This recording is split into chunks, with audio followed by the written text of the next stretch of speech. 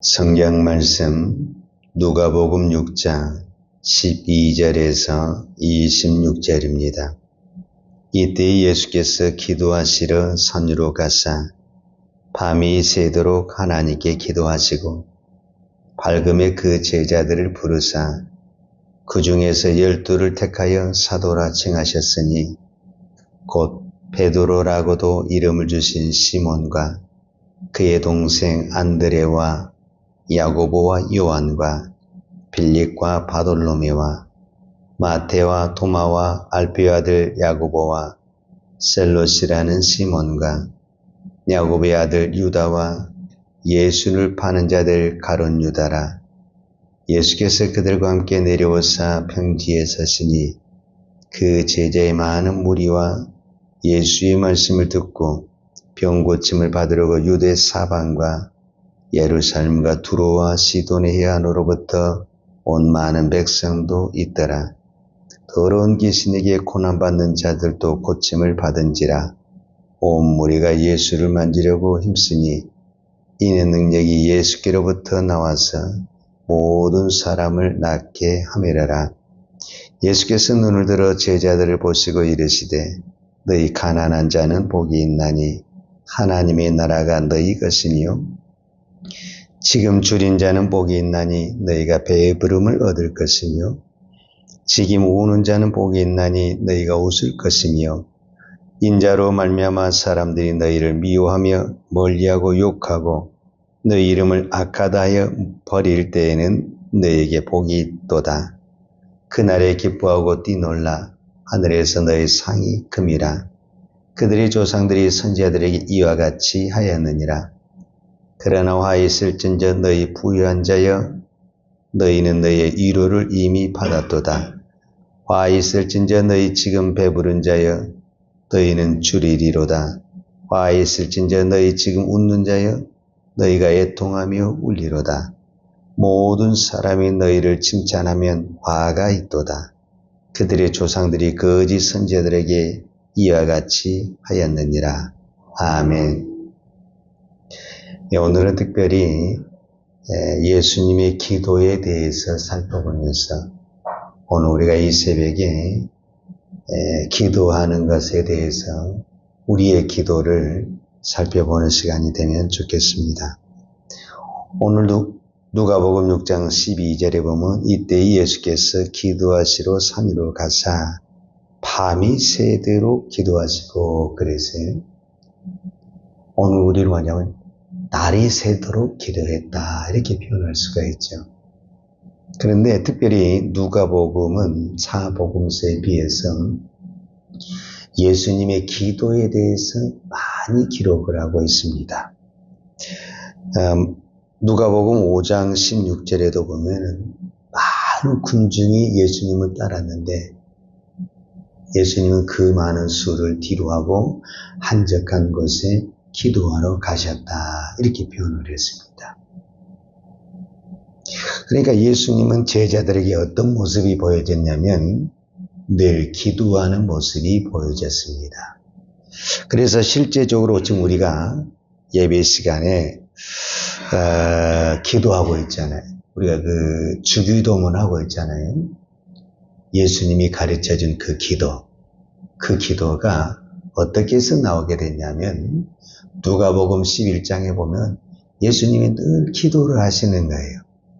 그래서 제자들이 예수님 저희들에게도 기도를 가르쳐 주세요. 그렇게 해서 예수님이 그 제자들에게 기도를 가르치면서 했던 것이 바로 주기도문이에요. 그러니까 누가복음 11장 1절에 보면 예수께서 한 곳에서 기도하시고 마치심에 제자 중 하나가 여짜오되 주여 요한이 자기 제자들에게 기도를 가르친 것 같이 우리에게도 가르쳐 주옵소서. 그러니까 기도를 제자들에게 가르쳐 줬다. 요한도 제자들에게 기도를 가르쳐 줬고 예수님도 제자들에게 기도를 가르쳐 줬다. 이렇게 말을 하죠. 자, 우리도 사실은 교회 나오면서 늘 기도한다고 하지만 누군가에게는 처음에 기도를 배우게 되죠. 물론 기준이 예수님의 기도이지만 누군가는 우리에게 기도의 선배들이 이렇게 하고 저렇게 하면서 우리는 기도를 배우게 되죠. 그런데 저는 오늘 예수님이 누가복음 전체를 통해서 보게 되면은 예수님은 늘 기도하는 모습을 보여줬다라는 거예요. 어떤 부분에서 늘 기도하셨지만 저는 이제 오늘 본문에서 중심으로 두 가지 기도가 가장 중요했다라고 표현을 하는데, 예수님의 사역에 있어서 여러 사역이 있었죠. 병든 자를 고치고 귀신을 쫓아내고 많은 표적과 기적을 나타내는 역사들이 나타났지만, 예수님이 밤이 새도록 땀방울이 핏방울이 되도록 기도한 건 딱 두 번입니다.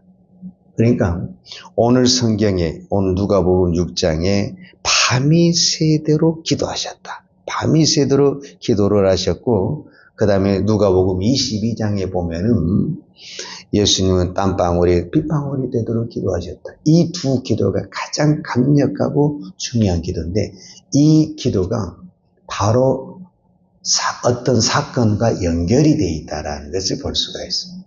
자, 오늘 본문에서는 왜 예수님이 밤새도록 기도하시고 밝음에 13절에 밝음에 그 제자들을 부르사 그 중에 12를 택하여 사도라 칭하셨으니 그랬습니다. 그러니까 예수님은 수많은 사람들이 따랐어요. 자, 우리 같으면 그 많은 사람을 다 제자로 불러서 숫자가 많으면 얼마나 힘이 생깁니까? 그러지 않아요? 지금은 숫자가 많은 쪽이 얼마나 유리합니까? 그때도 마찬가지죠. 숫자가 많아야죠. 숫자가 많아야 유리하죠. 그리고 힘도 생기고. 그런데 그 수많은 사람 중에서 딱 12명만 선택하는 거예요. 그러니까 예수님은 그 12명을 선택해서 밤이 새도록 기도하셨다. 그런데 그 12명의 이름을 보게 되면은 요즘 원리로 말하면 똑똑한 사람이 별로 없어요. 더더구나 더 마음이 아픈 것은 뭐냐면은 가룟 유다가 들어있다라는 거예요. 가룟 유다. 그런데 이미 성경에서 가룟 유다는 선택할 때부터 뭐라고 기록이 되냐면 예수를 파는 자가 될 가룟 유다라 이렇게 표현이 됐다라는 거예요. 그러니까 예수님은 뭐 했다라는 거예요? 알고 선택을 했다라는 거예요. 그러니까 우리 같으면 어때요? 알면은 이건 100% 선택을 안 하죠. 모르고 내가 선택을 했으면 몰라도 알고는 선택을 못 하는 거죠.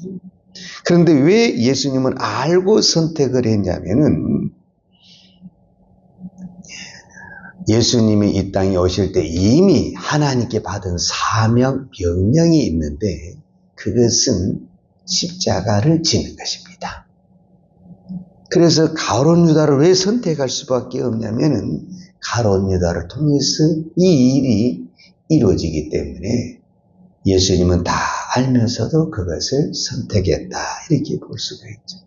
자, 두 번째 이제 누가복음 22장에서 예수님은 땀방울이 핏방울이 되도록 기도했다 이렇게 표현했는데 그때가 언제냐면은 십자가를 앞에 두고 기도했다라는 겁니다. 실제적으로 십자가를 앞에 두고 예수님은 제자들 우리가 잘 아는 베드로, 요한, 야고보 세 사람과 우리가 잘 아는 겟세마네 동산에서 기도하잖아요.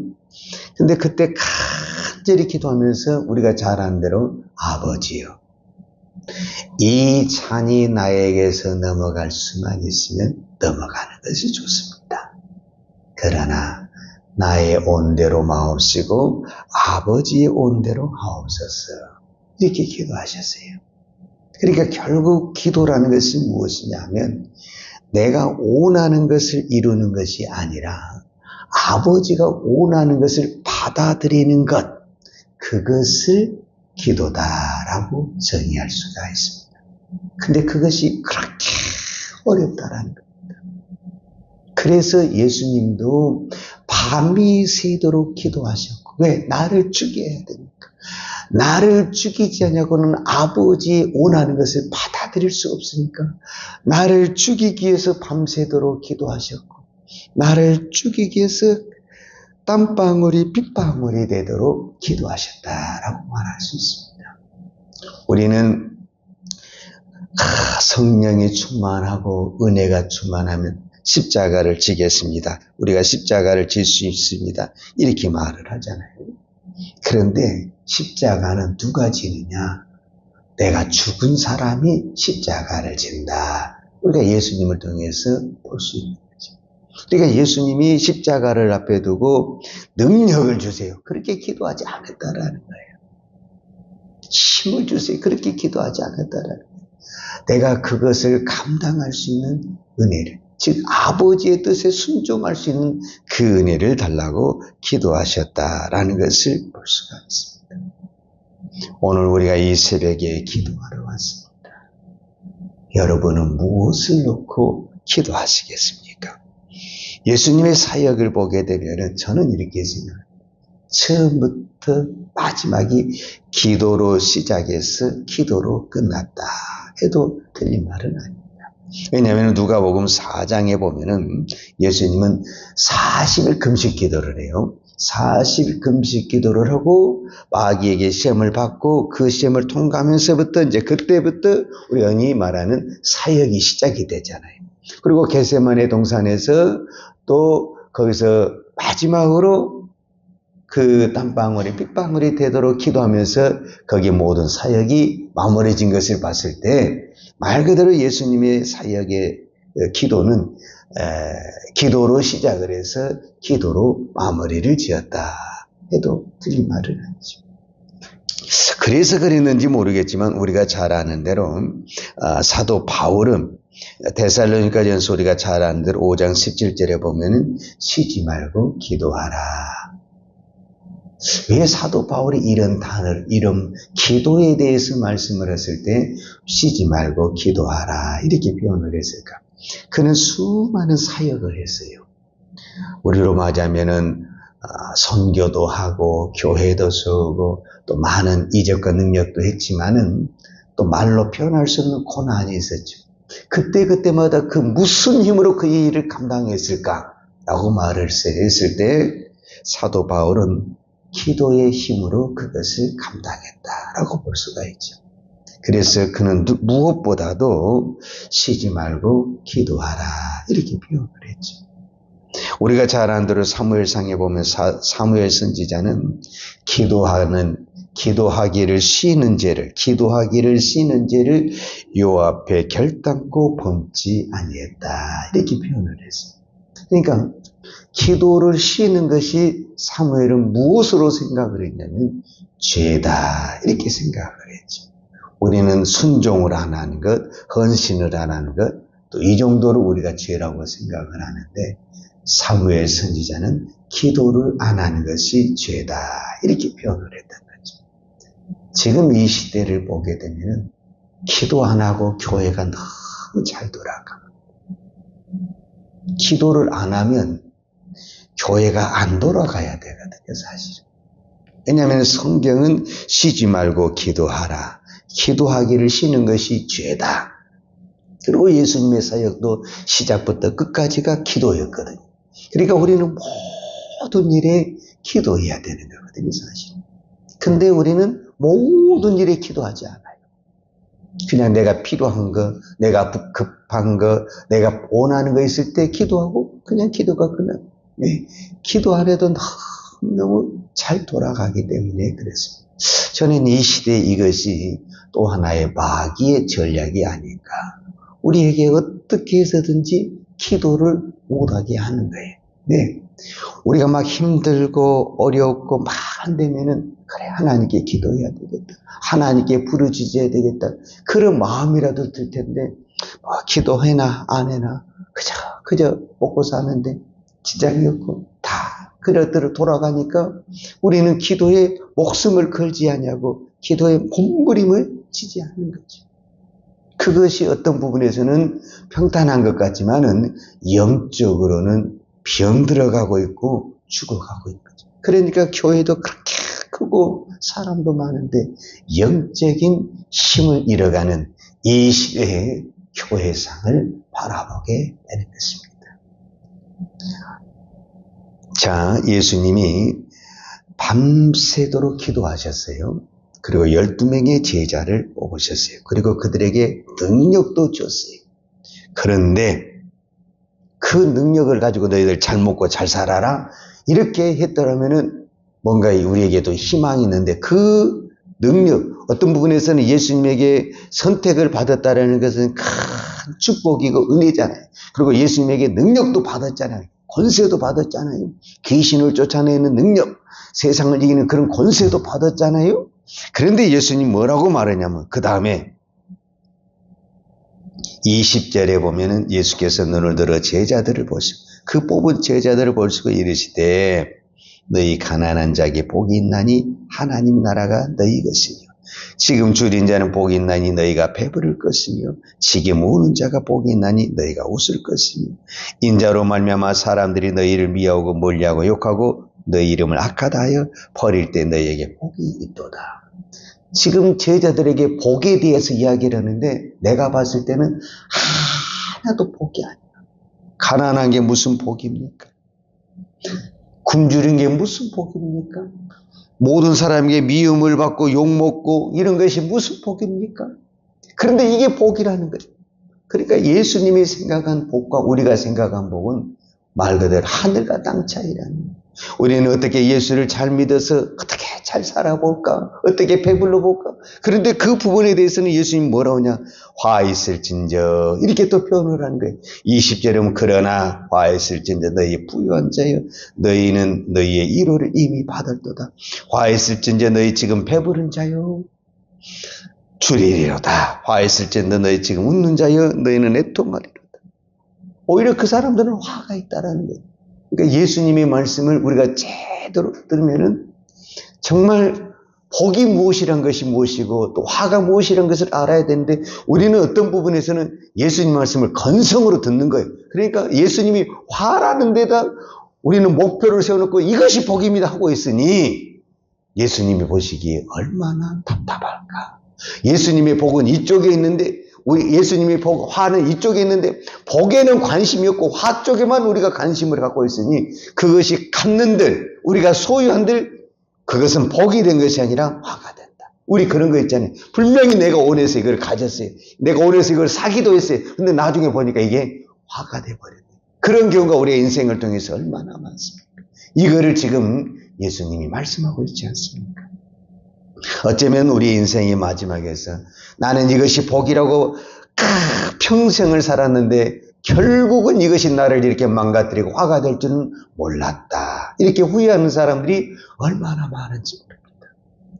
우리 예수님의 말씀을 건성으로 들어서는 안 됩니다.